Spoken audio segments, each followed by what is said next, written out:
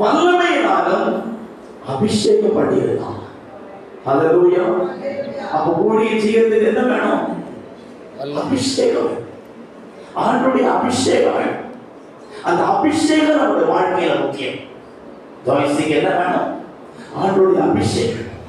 ஊழியத்தை செய்ய, ஊழியம் கொள்ளும்படி வராமல் ஊழியம் செய்யும்படி வந்தேன்னு சொன்ன இயேசுவுக்கு பிதாவினுடைய அபிஷேகம் தேவையானால் நம்முடைய வாழ்க்கைக்கு இந்த அபிஷேகம் அவசியமானது. கர்த்தருக்கு மகிமை உண்டாக.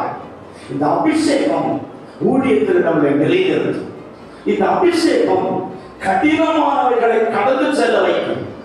அபிஷேகம் ஊழியத்தில் எந்த சூழ்நிலையிலும் இடறி போகாதபடி, நம்முடைய வாழ்க்கையின் நோக்கத்தை திசை திருப்பாதபடி கவனமாய் ஓட செய்வது தேவனுடைய அபிஷேகம்.